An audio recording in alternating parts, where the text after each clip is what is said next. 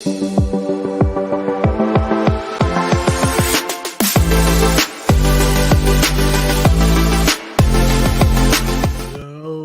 going on, everybody? Welcome to another installment of BrickWall Reviews. My bad, I'm so late. I'm Dave, and tonight, excuse me, and tonight I'm gonna be talking about this little movie called Darby and the Dead as part of our Black Excellence Month. Before I get into it, I want to remind you guys, go ahead and subscribe to the channel, hit that like button down below if you enjoyed this review, and as always, leave a comment down below. Let me know what you think of this review. I'm late because I was asleep. Y'all already know what it is. Anyway, and follow us on all social media, all that good stuff. All right, my bad. Now that that's all out the way, Darby and the Dead. It's a 2022 film that was released on Hulu. It's a Hulu original. My bad. My allergies are kind of cutting up on me real quick, so excuse me.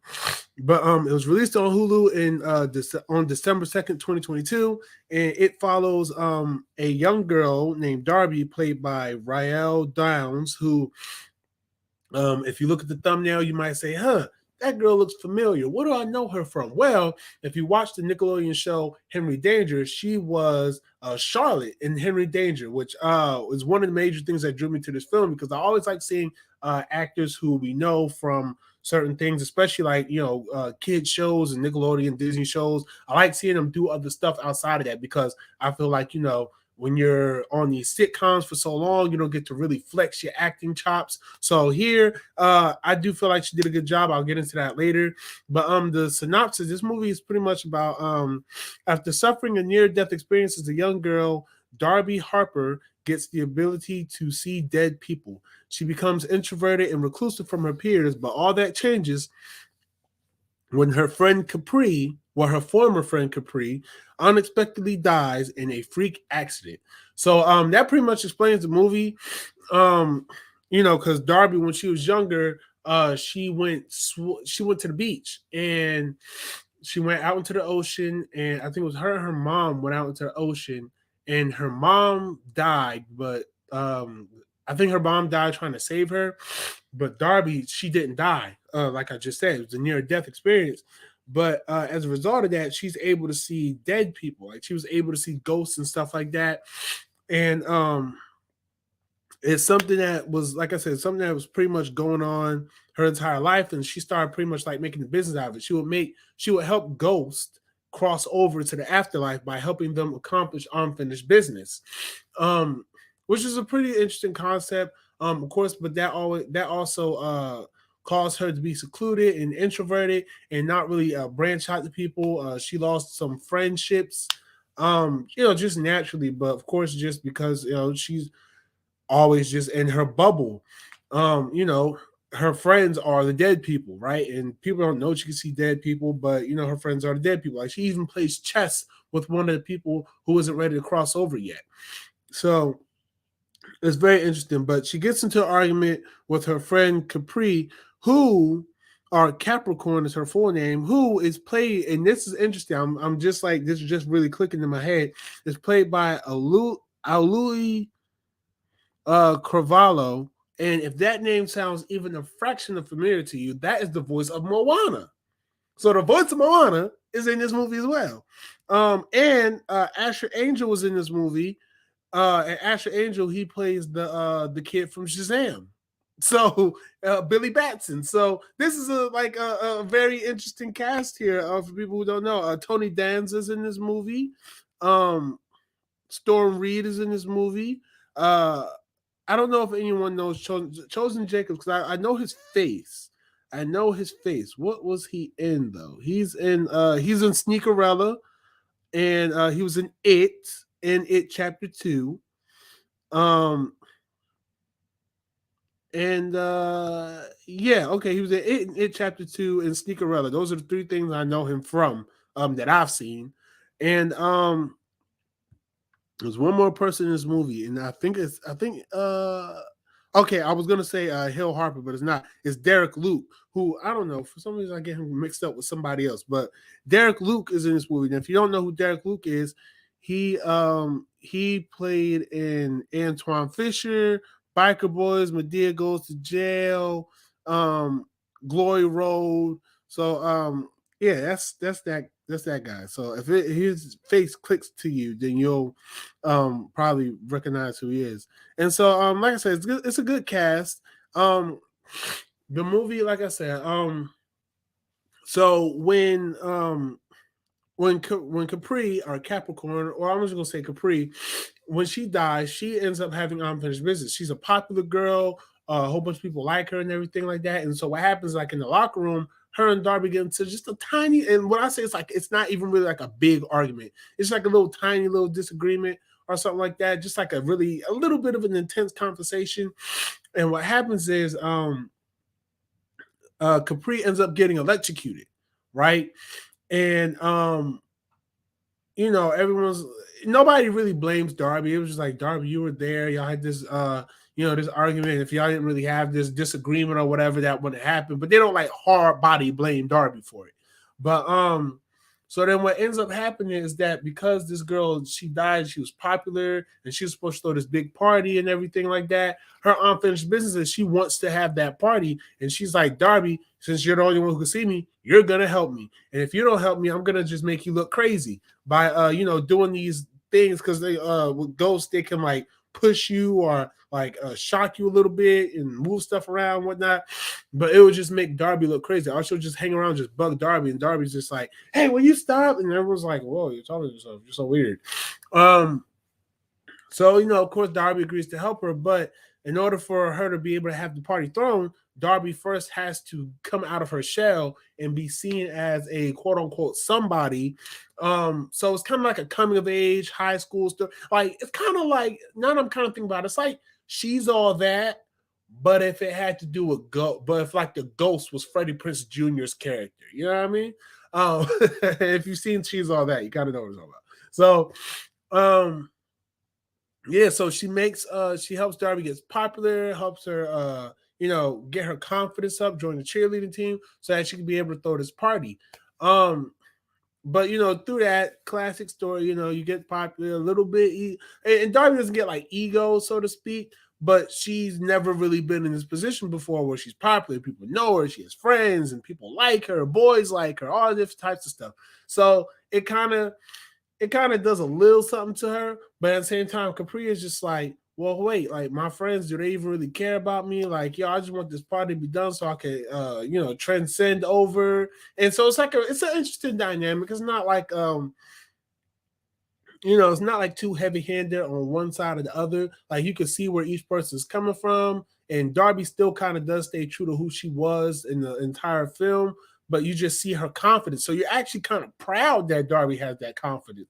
Um, and even Capri's proud, but she's just like, yo, just don't forget, like, this is my party. I need to do this to cross over to the other side and X, Y, and Z. So it is very interesting in that regard. Like I said, the dynamic between the characters isn't bad. So I mean, I guess like my only negative I could say about this film is that it's like it does at times feel a little boring. Um and like it sometimes just feels a little flat. Let me not say boring. It just feels a little flat sometimes. Like it was just like, oh, okay, it's a little stale. It's a little, you could have added a little more personality in this part here. You could have added a little bit more pizzazz here. It's like it's kind of like, to me, when I watched this movie, it was kind of like the movie wanted to do certain things and kind of wanted to move at a certain pace, but it was kind of like, I don't know. Maybe we'll kind of like get there, but not really go too far, just in case it alienates people. But I mean, it's an interesting plot nonetheless. I did like it. Yeah, I did like it. It's enjoyable. I watched it with my oldest daughter, and she was into it. She was into it for the most part. She didn't see the whole thing because I kind of like caught her in midway through the movie because I did want to kind of get a feel of what the movie was before I told one of my kids to come watch it. And they ain't watching. There's like some crazy stuff in there, but there's no crazy stuff in there. Like it's PG-13. Like the worst you get is like cursing, a little bit of profanity, but not a lot. It's a high schooler movie, so you get a little bit of suggestiveness in there, but it's not like, you're not seeing them going crazy and making a whole bunch of dirty jokes and whatnot. It's one of the interesting aspects of this movie as well is that Darby it's this guy that likes Darby, and from throughout the entire movie he likes her, but as it's that cliche, when you get when you try to make the person popular, they get popular, and then the popular kid likes them, but you always got like the the non-popular kid that likes her. That type of thing. I don't really know how to explain it, but y'all kind of know what I'm talking about.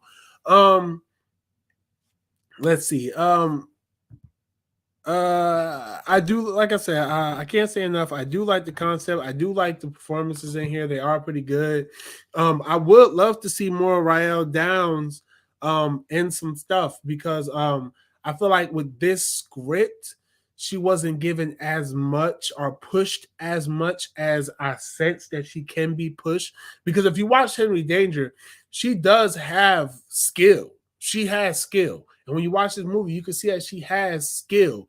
It's just, I think with the right director and the right script and the right character, that one golden combination that I know she can get, when she gets that combination, oh man, it's out. It's out of here. It's out of here. You know what I'm saying? She's going to be amazing. Needless to say, I picked this film because, hey, black lead, come on. And like I said, I do want to bring attention to some smaller films that many people may not know exist. And this is a film I think was very well done. And I do think that it is an enjoyable film. Like I said, it is appropriate for kids. It's a teenage rom-com in a way, I guess. You can kind of say it's a rom-com. It's a teenage film, though. Directed by Silas Howard. Let's see. What else can I say? The production company is 20th Century Studios. We all know it's just 20th Century Studios, not 20th Century Fox. So it has 54% on Rotten Tomatoes, 5.6 out of 10 on IMDb. My rating for this, I give it like a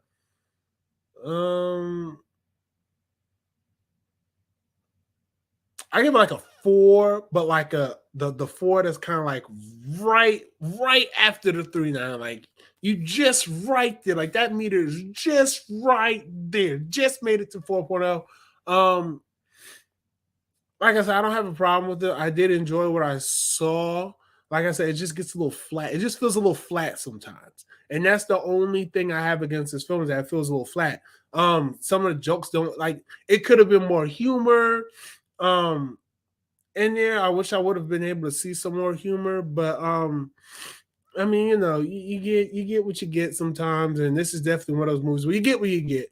But I did enjoy it. I thought it was nice. Like I said, one of the major factors for my score being as high as it is too is that my kid came in and enjoyed it. You know what I'm saying? So I can't even be mad. Like, my kid enjoyed this movie. So, and just for her seeing a black lead, black female lead on the television, one that, because she used to watch Henry Danger with me sometimes too, so I kind of pointed that out to her, like, yo, that's the girl from Henry Danger, right? She's like, oh yeah. So just getting to see that type of reputation. But if I took all that away from it, my daughter enjoying it, the young girl being from Henry Danger, all that good stuff. And I hate to keep tying her to that show. Oh my gosh, no disrespect, I hate to keep tying her to the show.